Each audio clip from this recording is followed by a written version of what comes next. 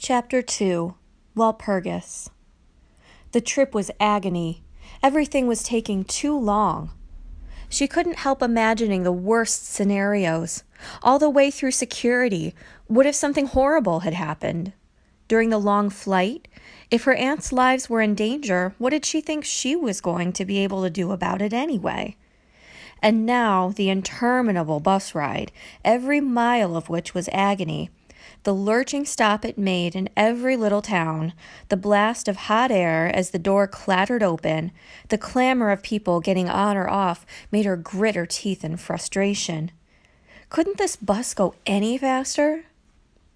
She pressed her nose to the cool glass of the bus window and watched as first the city, then the suburbs, and their crop-like rows of houses gave way to rows of corn in rolling open farm country.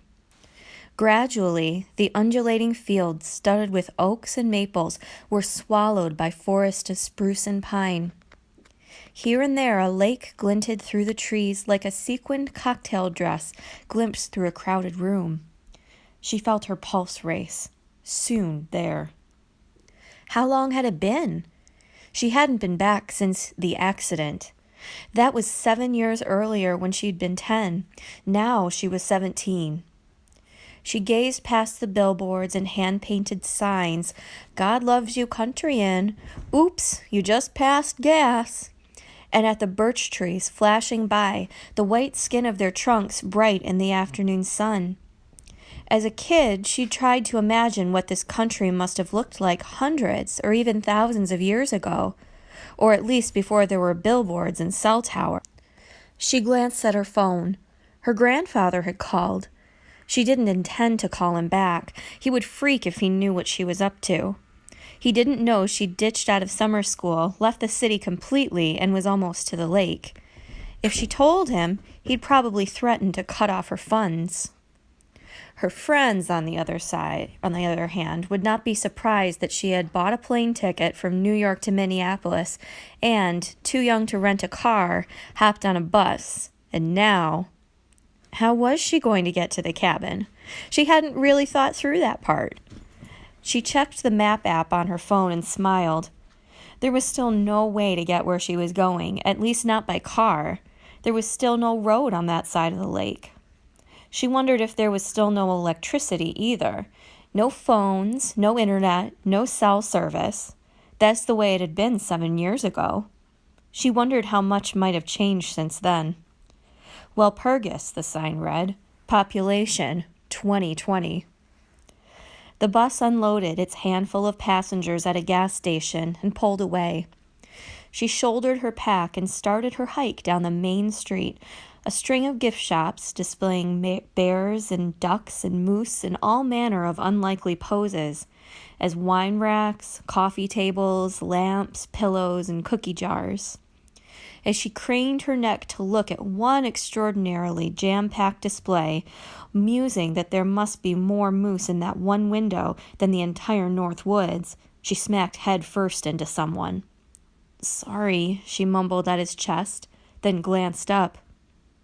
Francie tried not to stare, first at his head of tousled, sun-bleached hair, then at the way he filled his shirt, and then at the big bouquet of flowers he carried, which for a moment she fantasized was for her.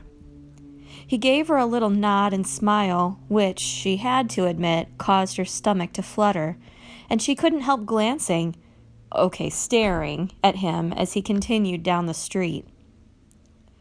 The sun was hanging low in the sky by the time she reached Sandy's Beach Resort.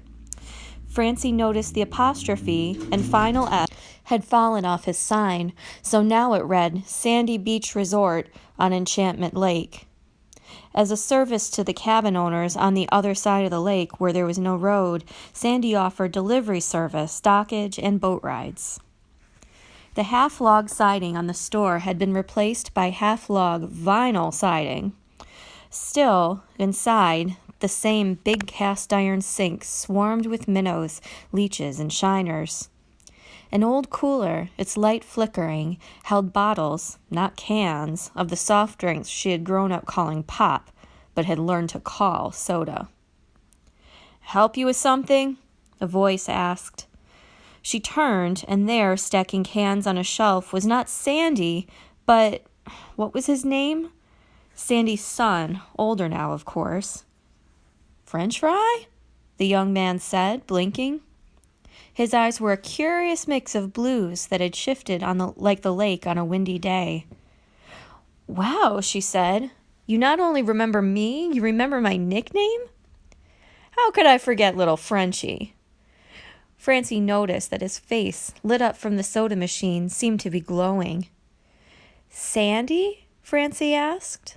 She couldn't remember his name. You know my great aunts, right?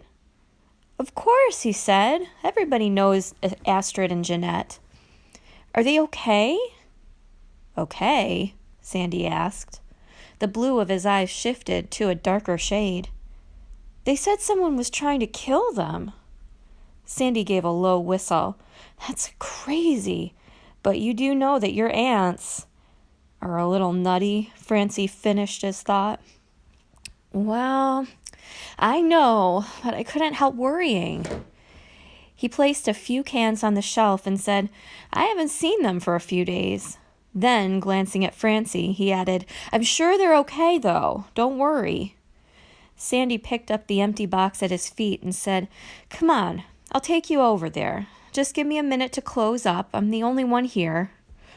Francie walked out on the dock and tapped her foot impatiently. In the evening sunlight, the lake was like, well, it was like a pool of molten gold, she supposed. The word luminescent came to mind, as if it were lit from beneath. Almost as if, Francie thought, there was a dragon's lair of gold under the lake, and the light was its reflected luster. She wished she could be awed by it, but knowing that her aunts were across the lake, somehow relying on her to help them, she couldn't keep her thoughts on anything except getting there. She caught a whiff of the smells she remembered from her childhood, pine and lake and fresh air, and gasoline, probably from the gas can Sandy was hoisting into a big, fancy powerboat.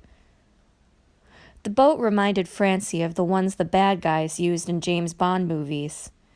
She wondered what had happened to the old aluminum fishing boats with the 10-horse Johnson motors on the back. This is a fishing boat, she asked Sandy, as he lowered the boat from the lift. He nodded.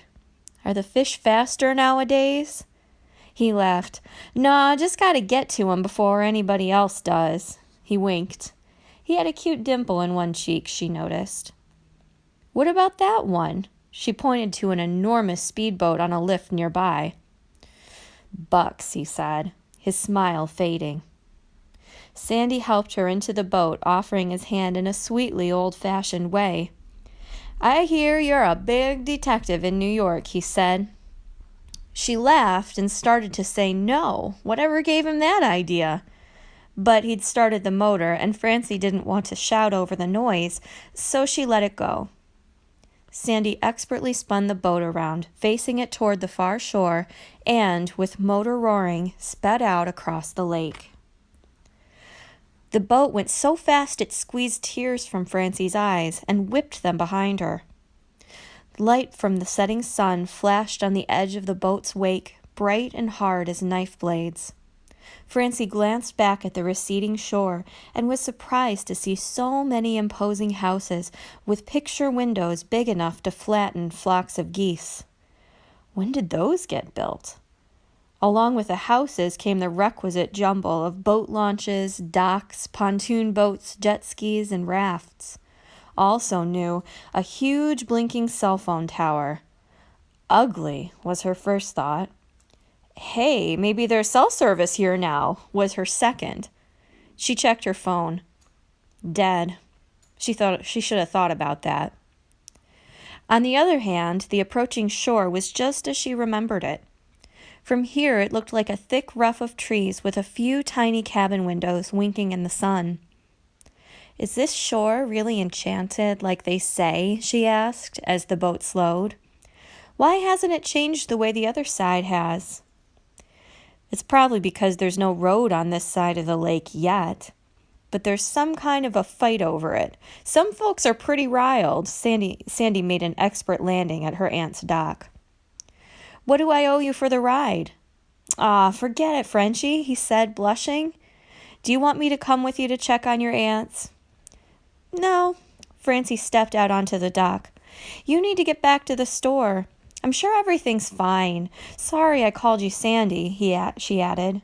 Scott, that was his name. No, it's okay. That's what everybody calls me since I've taken over. Did your dad retire? He died, Sandy said. Deer hunting trip. Oh, she said. Was he... Did he get shot? No, heart attack. Sandy shoved the boat away from the dock.